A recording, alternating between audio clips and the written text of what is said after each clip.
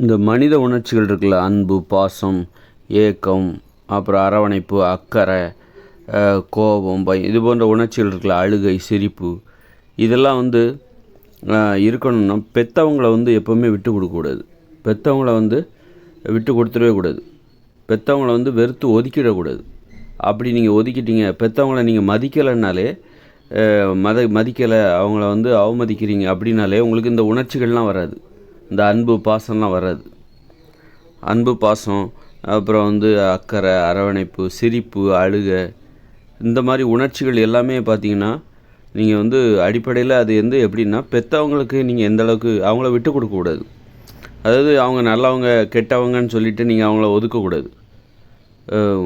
அதுதான் அவங்க கெட்டவங்களாக இருந்தால் கூட அவங்கள நீங்கள் எப்படி அரவணைச்சு கொண்டு போகிறீங்க, அவங்கள நீங்கள் எப்படி மன்னித்து ஏற்றுக்கொள்கிறீர்கள், இதில் தான் விட்டு கொடுத்துடக்கூடாது. அவங்கள விட்டு கொடுத்து எங்கேயாவது அனாதை இல்லத்தில் தள்ளுறது, முதியோர் இல்லங்களில் கொண்டு போய் விடுறது, எங்கேயாவது கண்காணாத இடத்துல ஏதாவது ஒரு இடத்துல இறக்கி விட்டுட்டு போயிடுவாங்க. எந்த ஊர் என்னன்னு தெரியாமல் ஏதாவது ஒரு கூட்டிகிட்டு போய் எங்கேயாவது ஒரு இடத்துல இறக்கி விட்டுட்டு போயிடுவாங்க. அந்த மாதிரியெல்லாம் அப்புறம் வீட்டிலே வச்சுக்கிட்டு வீட்டிலே இருப்பாங்க. ஆனால் ரொம்ப அவமதிப்பாங்க, மரியாதையே கொடுக்க மாட்டாங்க பெற்றவங்களுக்கு. இந்த மாதிரியான பழக்கங்கள்லாம் என்னவாகும் அப்படின்னா, அவங்களுக்கு ஒரு உணர்ச்சிகள் இல்லாமல் போயிடும். அன்பு, பாசம், அக்கறை, சிரிப்பு, அழுகை, கோபம், இந்த மாதிரியான உணர்ச்சிகள் வராமல் போய் ஒரு இயந்திரத்தை போல மாறிவிடுவார்கள். உணர்ச்சிகள் இல்லாதவர்களாக மாறிவிடுவார்கள். அதனால் அவங்க நல்லவங்க கெட்டவங்க எல்லாத்தையும் தாண்டி அவங்களுடைய பெற்றவங்க அப்படிங்கிறதுனால அவங்கள நீங்கள் மன்னித்து அவங்கள எப்படி அரவணைச்சு கொண்டு போகணும் அப்படின்னு பார்க்கணும்.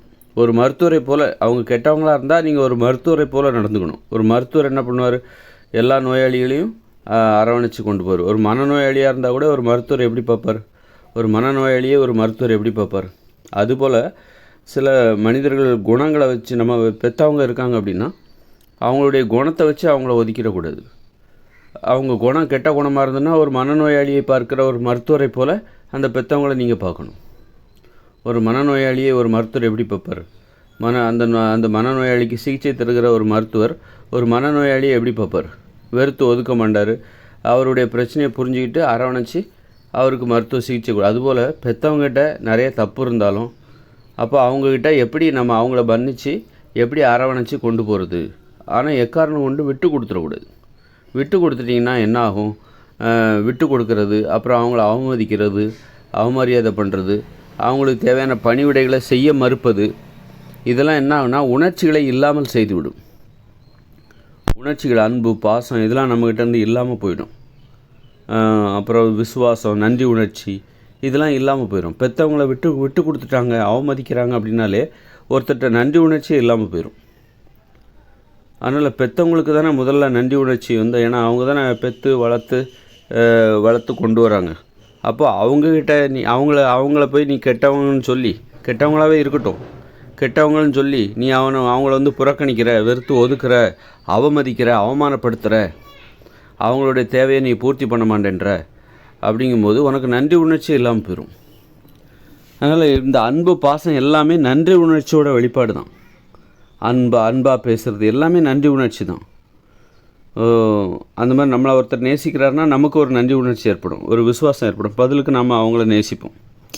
ஆக எல்லாமே நன்றி உணர்ச்சியோட வெளிப்பாடு தான்.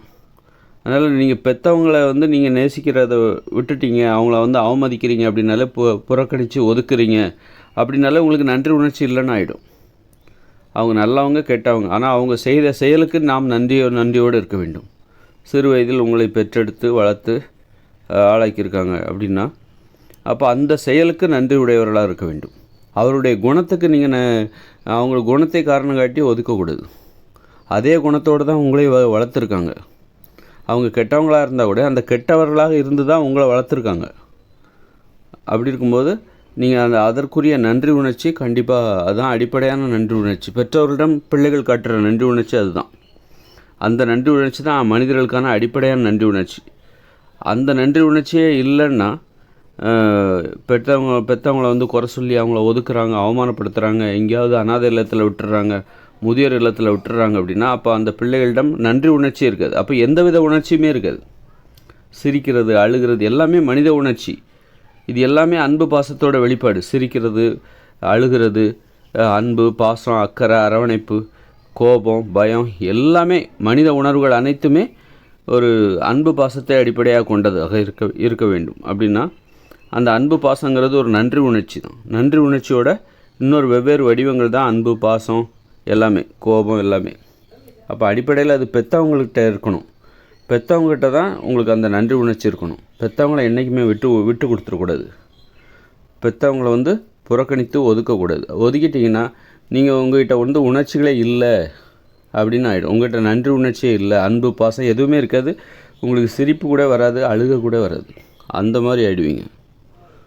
அதனால் பெற்றவங்கள அவங்க நல்லவங்களோ கெட்டவங்களோ, ஆனால் அவங்க பெற்றவங்க அப்படின்னு சொல்லிட்டு அவங்க கெட்ட குணங்களையும் எல்லாம் புரிஞ்சுக்கிட்டு ஒரு மனநோயாளியை பார்க்குற மருத்துவரை போல் அந்த பெற்றோர்களை, கெட்ட குணமுடைய அந்த பெற்றோர்களை கூட, கெட்ட குணம்னு நம்ம சொல்கிறோம்ல, அந்த மாதிரி கெட்ட குணம் இருந்துச்சுன்னா அப்படிப்பட்ட பெற்றோர்களையும் ஒரு மனநோயாளியை பார்க்குற ஒரு மருத்துவரை போல் அந்த பிள்ளைகள் தங்களுடைய பெற்றோர்களை பார்த்து கொள்ள வேண்டும்.